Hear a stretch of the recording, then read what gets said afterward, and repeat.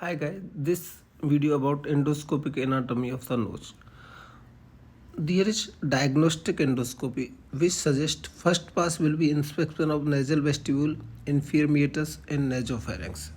Second pass consists of examination of sphenoethmoid superior meatus, and third pass will be examination of middle meatus like middle meatus or osteometal complex. So these are the three passes which very helpful in the diagnostic of nasal pathology. Now development of septum. Septum start developing at 6 week by the fusion of maxillary process and frontonasal process. The midline ridge from the frontonasal process form the septum, which consists of cartilage, bomber, and perpendicular plate of the ethmoid. Development of lateral wall of the nose. It start developing at 8th week, and there is appearance of the ridges on the lateral wall. There are about 4 to 5 ethmoterminals which form the lateral wall of the nose. Biggest terminate is maxilloterminal which form the inferior terminate. The remaining 4 or 5 ethmoterminals form the agarnasi, uncinate, middle terminate, superior and supreme terminate. The first ethmoterminal form the agarnasi and uncinate process. The ascending part form the agarnasi cell of the first ethmoterminal and descending part form the uncinate process. Second ethmoterminal form the middle terminate. Third ethmoterminal form the superior terminate, and fourth or fifth sometime present may form the supreme terminate. See the inferior one, that is called maxilloterminal, which is separate one which form the inferior terminate. So this is all about development of the interior of the nose, septum and lateral wall of the nose. So this development mainly lateral wall formed by the ridges, that is called ethmoterminals, in which most inferior ethmoterminal is largest, which form the maxilloterminal, which ultimately develop into the separate one that is called inferior terminate. And septum, which is first to develop in the nose about at the 6th week. And in this you have to remember only ethmoterminals, maxilloterminals and the ethmoterminals. Largest one part is ethmoterminal. There is 6 laminae while you are doing endoscopic sinus surgery. First lamellae we will face is uncinate process. Second constant lamellae we are facing is bulla ethmodalis. Third is ground lamella, that is insertion of middle terminate. Fourth one is superior terminate. Fifth lamellae is supreme terminate if present, and sixth lamellae is the anterior face of the sphenoid sinus. So these are the 6 lamellae we are facing on systemic approach of the endoscopic sinus surgery. The anterior part of nose, which is covered by skin and hairs, is called vestibule. There is infection is common, that is called vestibulitis, and most common infection is streptococcus. So we have to give according antibiotic. The middle terminate. The most anterior curved ridge called the uncinate process. Behind this is the most constant cell, that is called bulla ethmodalis. And groove between uncinate process and bulla ethmodalis is called hiatus semilunaris inferioris, which is 2D space, which lead to infundibulum, that is 3D space. And ultimately on medial wall of the infundibulum in upper part, that is ostium is present. There are two fontanelli. Anterior to the ostium is anterior fontanelli and posterior to the fontanelli if present is posterior to the ostium is posterior fontanelli. They are devoid of bone only make by the mucous membrane. So you can say anterior to uncinate process. If fontanelli present, it is anterior fontanelli, or posterior to the uncinate process is the posterior fontanelli. So these fontanelli may also suggest about accessory ostium.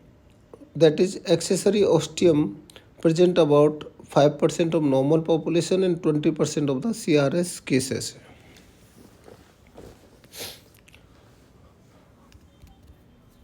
Now talk about lamellae.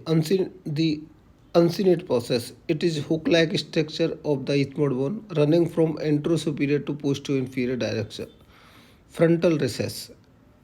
Frontal recess is hourglass opening in the inferior aspect of the frontal sinus, which drain in the middle meatus about 62% of the cases directly, or into ethmoid infundibulum in about 38% of the cases.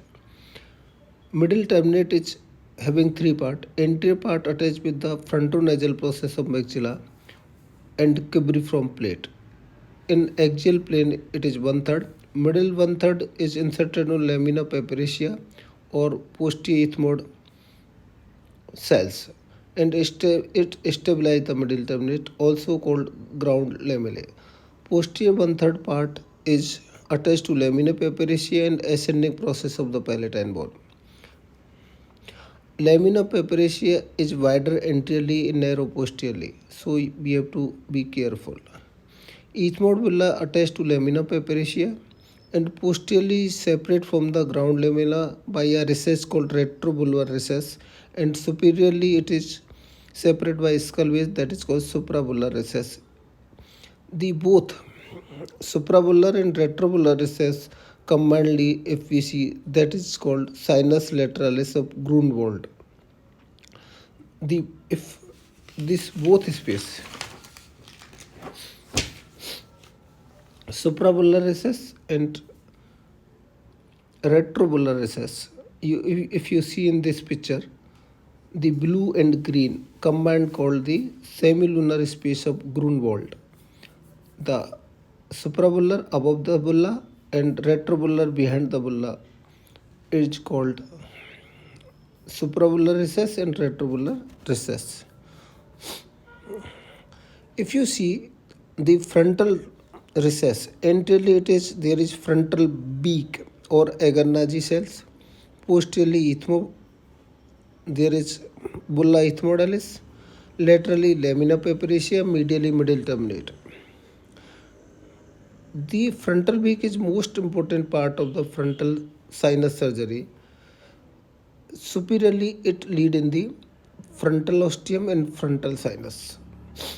It is hourglass configuration. So frontal recesses can be, you can approach by the frontal beak, that is constant landmark in the anterior part of the frontal recess.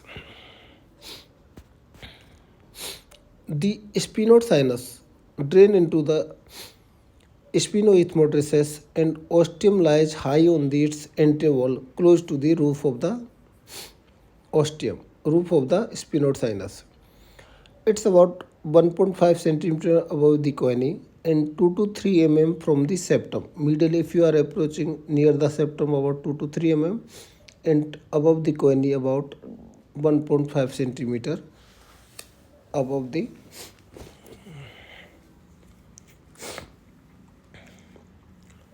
lateral to the septum.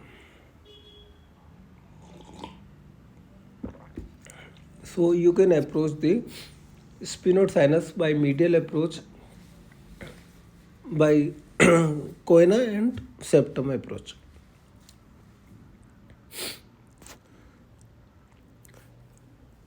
The frontal beak in frontal sinus surgery is most constant landmark. Now talk about grading of anterior ethmoid artery in the skull base. Grade first, which is embedded in the skull base. This type of anti-ethmoid artery normally not seen in the endoscopic sinus surgery. If you see, it is inside the mesentery and it is not protruding the skull base. Grade 2 is protrusion in the skull base in bony canal. Somewhat it can be seen, only 50% of the part can be seen. If it is completely hanging in the skull base, it is called grade 3. So this is three grading of anti-ethmoid artery. Grade first is not seen in the about it is found about 25% of the cases. There is no anti-ethmoid artery seen on endoscopic sinus surgery. Now talk about maxillary line. Maxillary line is a mucosal projection along the lateral nasal wall corresponding to lacryomaxillary suture. Extremely important. The midpoint of this line called M point. During endoscopic sinus surgery in orbital DCR, endoscopic dacryocystorhinostomy. If you draw the line from axilla to the root of the inferior, the midpoint of this maxillary line is called M point, which suggests of lowest part of the lacrimal sac.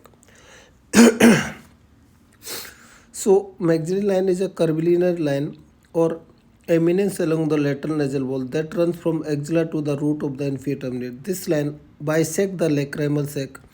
Posterior to this line is thin lacrimal bone, and posterior half of this sac is also situated behind this line. And M point will be the lower border of the sac.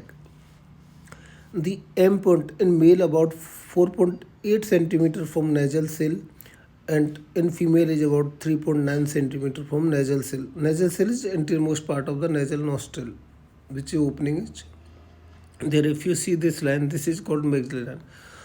Another line, that is imaginary line, which passes from the roof of the maxillary sinus. These are mostly suggestive of sphenoid sinus ostium, so we should not go above this. That is imaginary line in foreguard of the sphenoid ostium during endoscopic sinus surgery by lining of the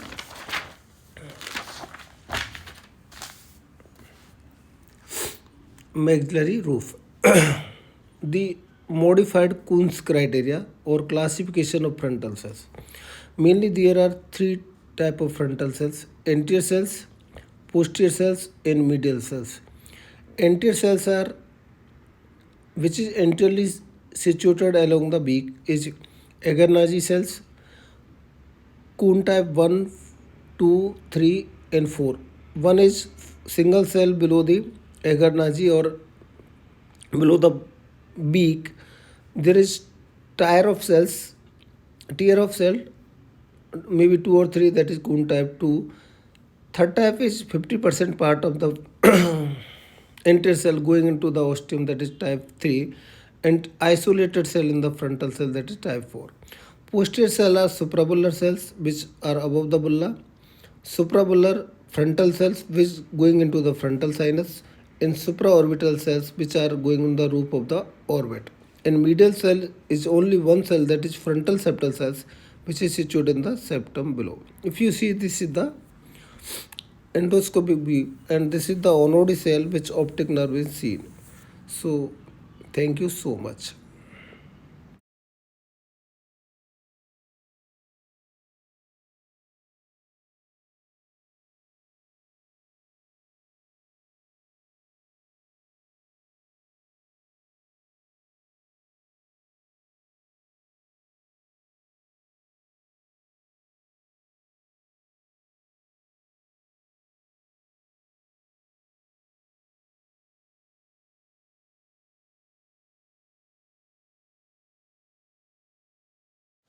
Uncinate process is a sickle-shaped one that appears as a fold on the lateral nasal side walls that extend from inferior turbinate to its anterior-superior attachment at the skull base and lamina papyracea. The superior attachment of uncinate process has tremendous amount of variation and is best assessed with CT coronal cuts.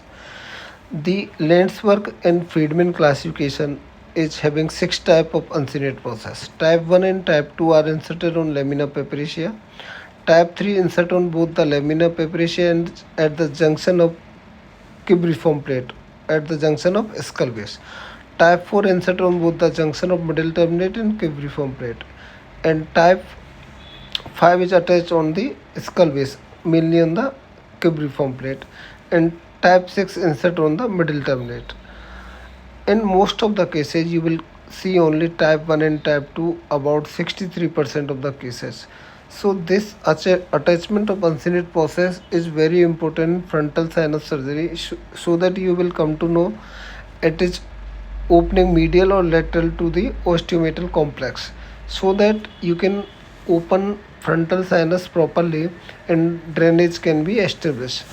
So this classification is can be assessed on the CT coronal cuts or CT examination, so that you can properly establish the drainage. You see this atelectatic uncinate process, it's mild origin only, it's not having properly developed.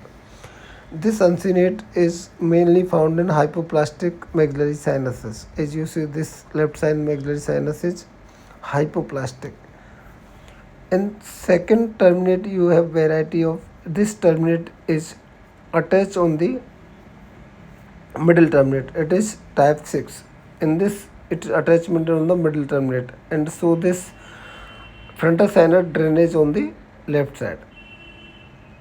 And this uncinate process attached on the cubiform plate, so it is type 3 and 4. And still the frontal sinus open on the lateral to the middle terminate.